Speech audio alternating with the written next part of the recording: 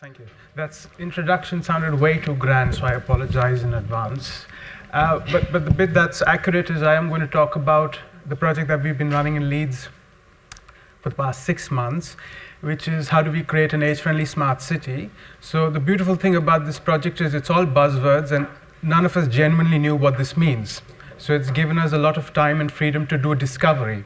And I guess the angle that I'm going to talk about today when it comes to data and smart and all of that is how do we make sure that we keep putting people first? Because at the end of the day, that's really, really important.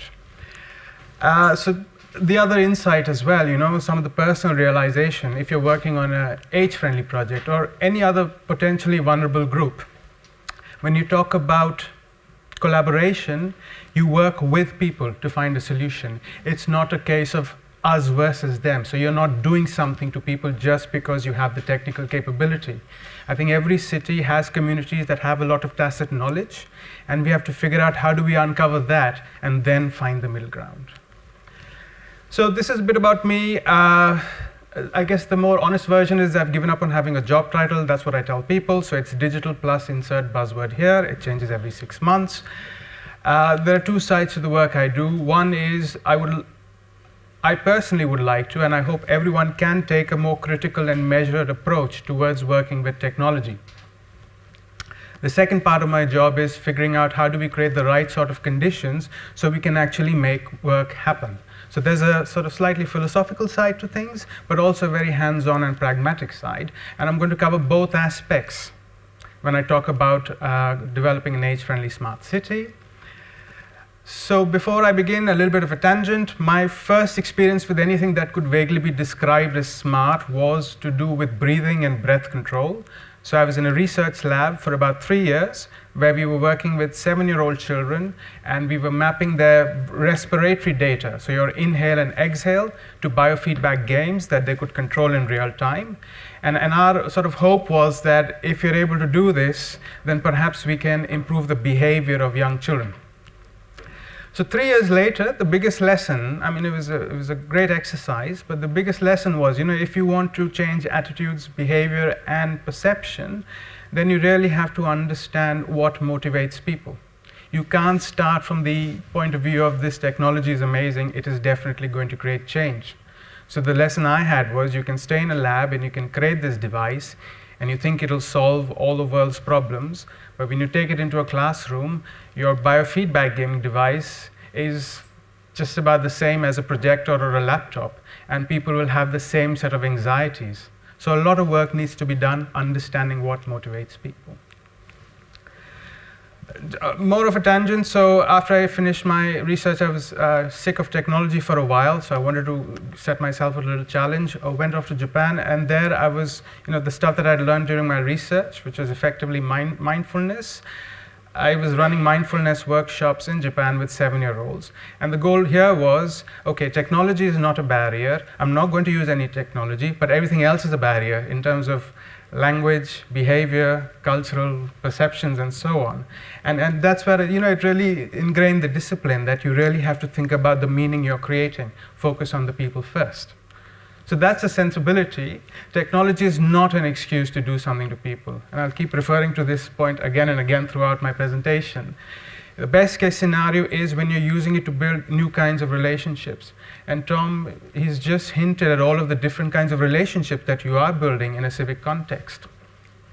So if you are a technologist, then you need to take time to observe, discover, and listen to all the chaos that's happening around you.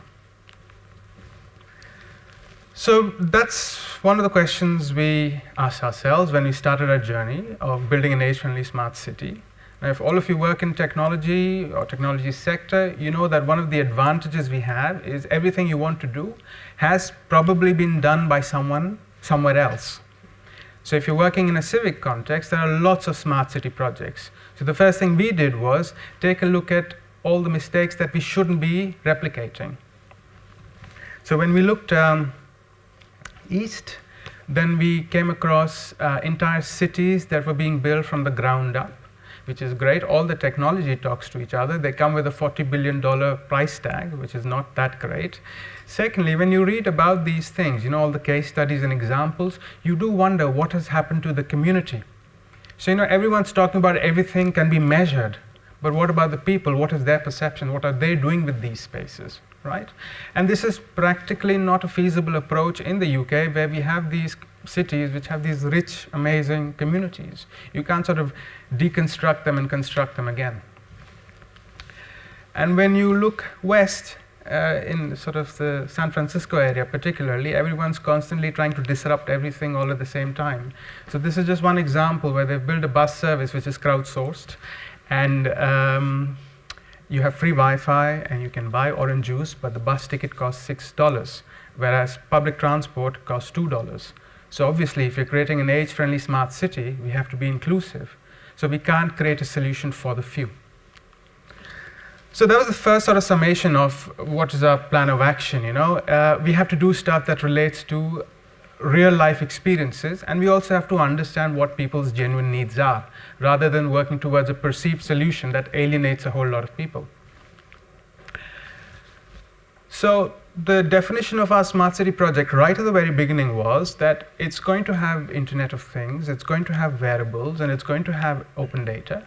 But it has to operate at 3 levels. It has to be about communities, it has to be about individuals, and it has to be about neighborhoods. So when we had this sort of definition, we started once again looking for inspiration, but not in the technology sector. We wanted to see who else is doing interesting stuff with individuals, communities, and neighborhoods, and can we draw inspiration from that? So the first project, well, one of many projects that we sort of documented, and this is my favorite one, was something we stumbled across in the north of the Netherlands. This is Frisian. It's a language spoken in the north. This means bus full of stories. So Friesland is one of the 11 provinces of the Netherlands, and 90% of the population either understands or speaks this language. So the local community is trying to do something to make sure this language remains relevant to the people on a day-to-day basis. So what they did was, and this is really brilliant, you can call it old school, but it's super sensible. They put physical bookshelves at the back of a bus. And on these physical bookshelves, you had books in Frisian, so that anyone can go and pick a book, take it home, once they've read it, put it back on the shelf. Now, we were rummaging through the bookshelves, and we came across this little project, which is called Old Love. That's what it translates into in English. And it's a collection of love letters sent by the local community in Frisian over 7 decades.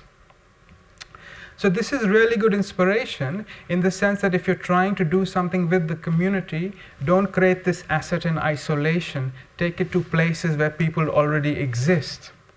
So later on, I'll tell you how the bus sort of features in our projects. But this is the kind of work that we wanted to do. Also, the whole idea of storytelling. So Old Love is essentially a storytelling project. And in a city like Leeds, there are lots of stories that are waiting to be shared. So there's no shortage of people telling stories, but I think they deserve attention, not only in a local context, but in a regional and national context. So for example, we have charities like BHI, which is the Black Health Initiative, and they've been doing some really interesting work documenting the experiences of Afro-Caribbean nurses in the UK.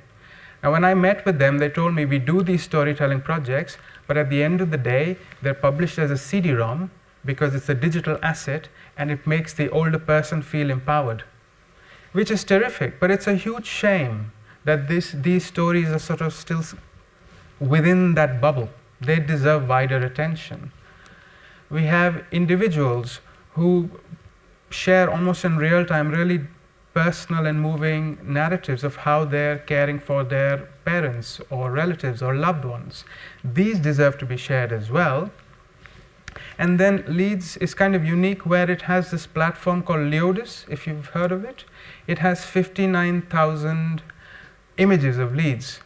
And what's remarkable is, and I think I can say this, it's this really creaky old platform. Yeah, but even then, when you go online, you'll see so many photos have so many personal anecdotes.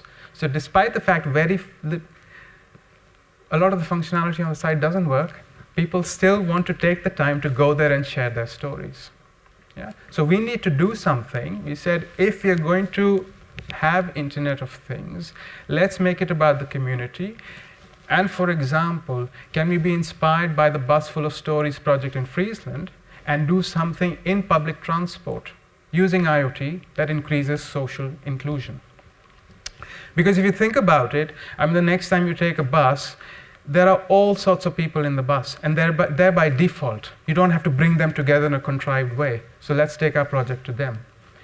I was just talking about this approach to the community in Berlin, and they're doing a lot of work on the refugee crisis front, and they see the exact value. So if you go on the S-Bahn, all sorts of people are there, and they're all getting along, they're all talking to each other, so let's try and do something with them.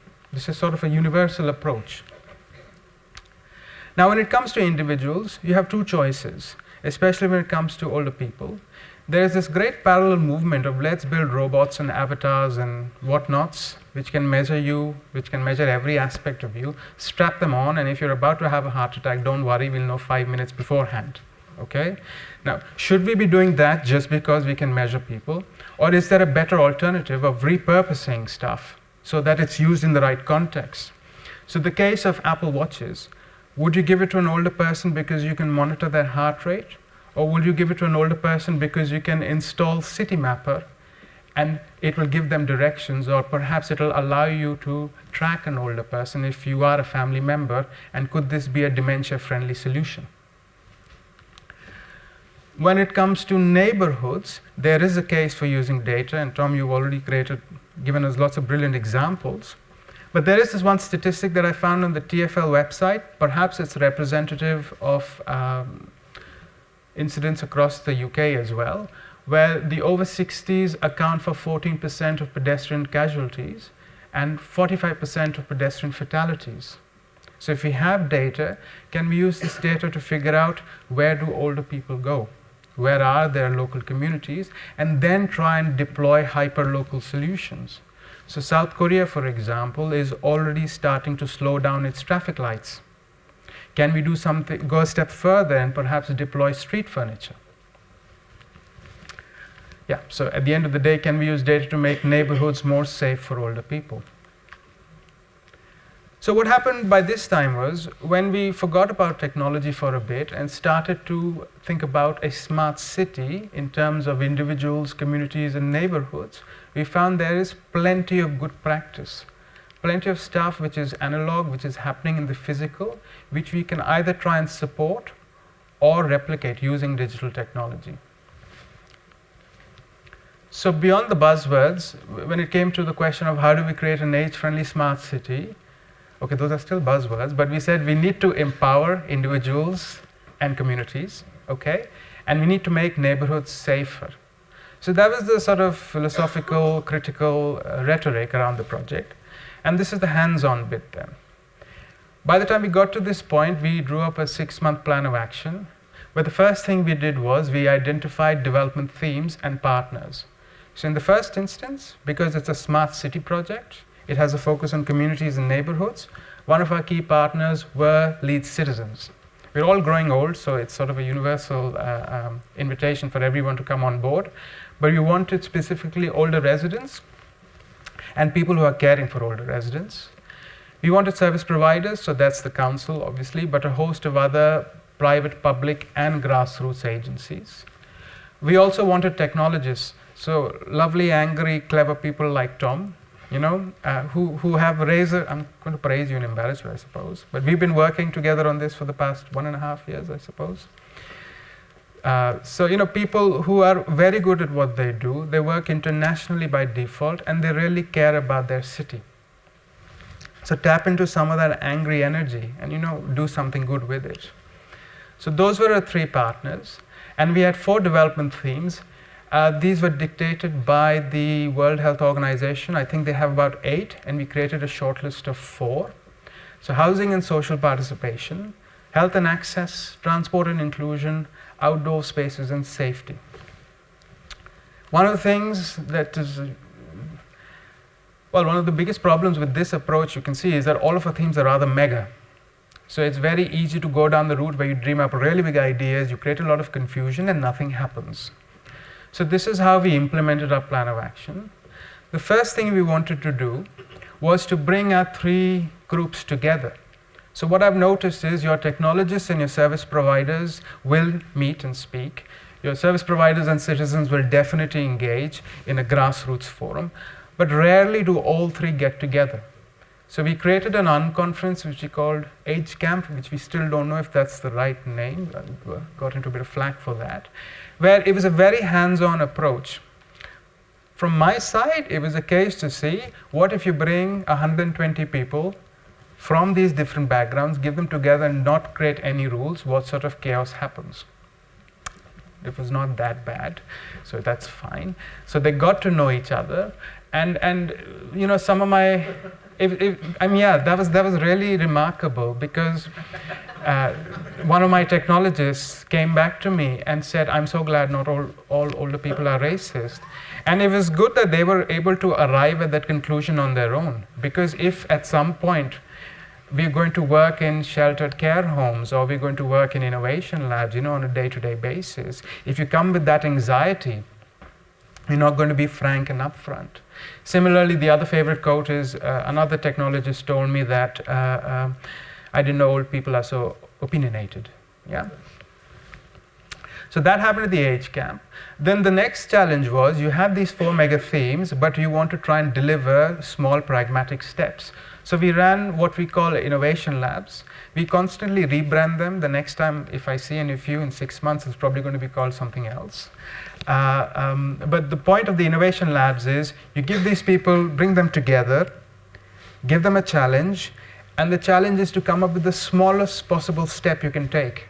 So it's not about the sexiest solution. It's not about dreaming big and dreaming impossible. I think that's fine for inspiration, but your challenges tell us what we can do on a next day basis.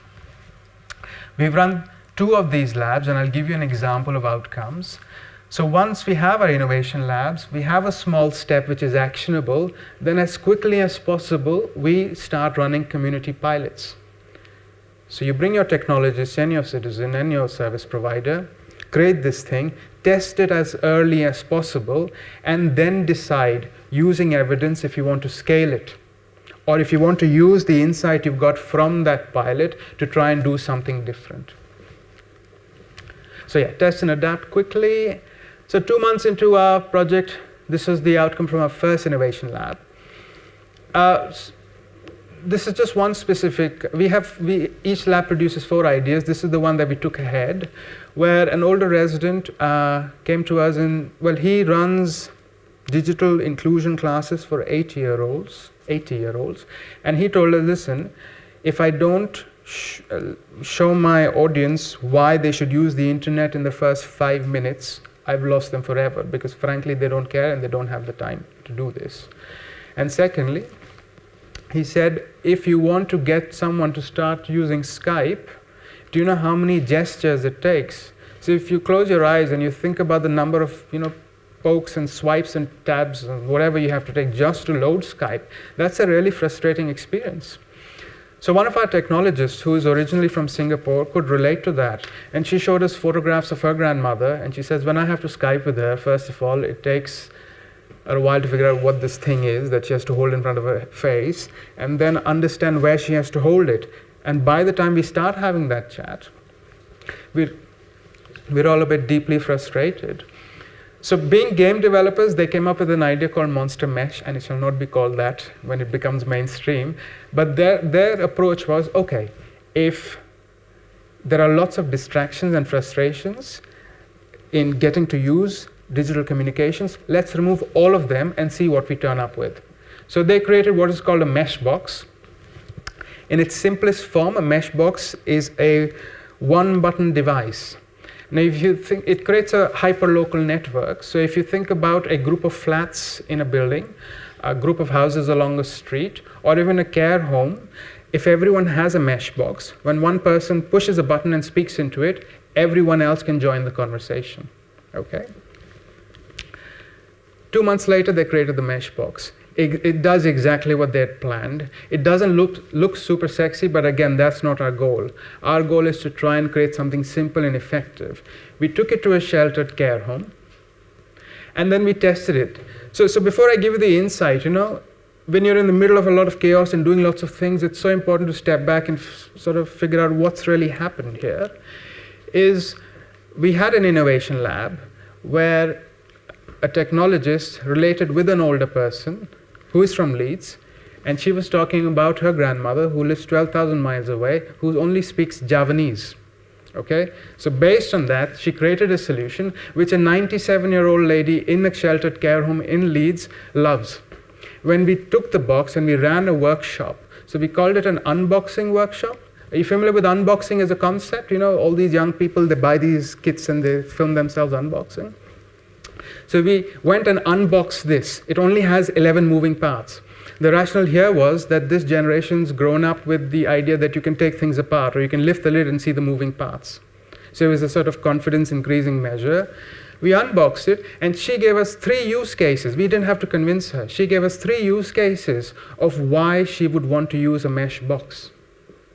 So now what we're going to do is, we've got the technology, it works, it's taken us 2 months, we've tested it, and now we're going to roll it out for a longer period, community pilot, and see what happens afterwards. And then we'll scale it.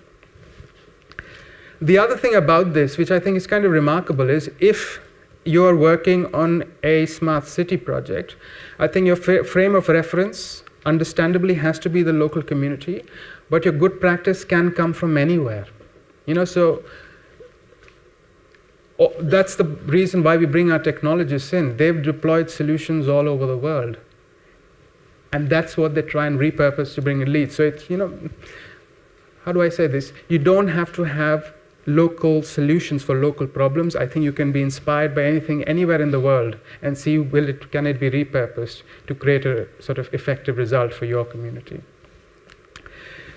It doesn't end here, so we keep running these labs. This is just an example of what happiness looks like. So these are 2 of our technologists. There's a really interesting story here. We ran our second innovation lab on a theme of transport, and we had this one older person who was very angry. She said, listen, there are 2 bus routes that go to the city center from where I live, the slow one and the fast one. Why on earth should I take the slow one? The problem with the fast one is the stop is at the bottom of a hill. So I'm either too early or too late. So what I really want right now, and I want it to happen today, is I need a new bus route. Okay? And she was very angry. She had written to her MP and so on. So our technologist said, hold on a minute. So the problem is that, understandably, you're anxious about getting to the bus stop on time. Okay, because of a whole lot of reasons. So what they did was, they figured out that most of the buses in Leeds, they have a GPS, and the GPS transmits data. So the next time you catch a bus, you see the digital signage thing, Bijigi? That data is actually real time. So it's based on the actual movements of the buses. They figured out how to use that data to create a little beacon. So you can create this beacon, put this beacon in your house, wear it on your wrist or whatever, and depending on the time remaining, the light will change. So if your bus is 20 minutes away, the beacon will be green. If it's 15 minutes away, it'll turn orange. If it's 5 minutes away, it'll turn red. Now, I think this is a smart city solution. This is the advantage of thinking really, really small. At some point, yeah, you can go and have new bus routes and new bus stops. But that's not what was causing the problem. The problem was anxiety about someone's condition, and that's what we've resolved. Now, because, so this photo was taken exactly at 12 o'clock, just when the beacon started working. Yeah, so this is one of my favorite breaks. With the help of local transport authority, now we're going to run field trials where we're going to put this beacon in a sheltered home, in a supermarket, a doctor's surgery, and on a rural bus stop, again, to see if it works, and then we'll decide if we can scale it. So what are we doing here? Again, to sort of summarize my talk, the first time we ran our lab, we had our technologist who developed the prototype. We had the library service who want to redefine what digital literacy means, help us engage older residents in sheltered care homes. And then, of course, we had participants at the sheltered care home to figure out if this device is actually useful for them. For the transport lab, we had the hack space, we had the transport authority and the bus stops. Next time round, I want us to perhaps partner with a charity and a university and maybe do something with street furniture. I mean, you have examples like Wiki Housing already, who are using Arduino chips with furniture to track movement and so on. Perhaps there's some merit there. So I want to set our city as the lab.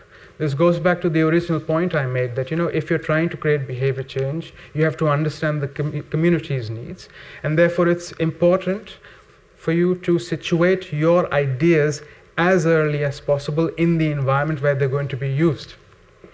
So you'll have technology, but what's more important is you'll be able to introduce it to people's lives. So the technology might be lovely, but all our lives are a combination of rich, messy, exciting, complex, intricate, whatever. There's a whole lot of unpredictable stuff happening. What you'll get out of it is genuine insight, new connections, and real solutions. So we're still working on this project, and I still think there are tremendous lessons in empathy for all of us, for me, for our technologists, for our service providers, and even for older residents, in sort of how do you collaborate and create things. So if I were to summarize those lessons, the first thing is, if you want to create disruption, that's fine. If you don't have a context, it's kind of meaningless. Second thing is, take time to discover and listen to what's happening around you. Okay, try and meet people halfway. Create a shared space. Even simple things like an unconference. Don't structure it too much. Give people time to figure out stuff on their own terms. And that sounds twee, but do try and celebrate the unexpected, All these lovely variables, when you start designing for them, you'll get something really, really robust. In a civic context especially, success is really about being open and inclusive. So what I'm really proud about is all of our technologists, they are committed to creating open source solutions. It's not even a question for them to create a closed solution. And they're also clever enough to realize that with open data and smart, the future economy isn't providing a killer service. It's not necessarily in creating a mesh box. And finally, as the pilots are showing us, if you want to create success, you have to learn to be detached. So you might create a suitable solution or a solution that you think is exciting, but there is a probability that people won't like it, it won't achieve the purpose, and so on. So that's pretty much it. Thank you very much. Very good.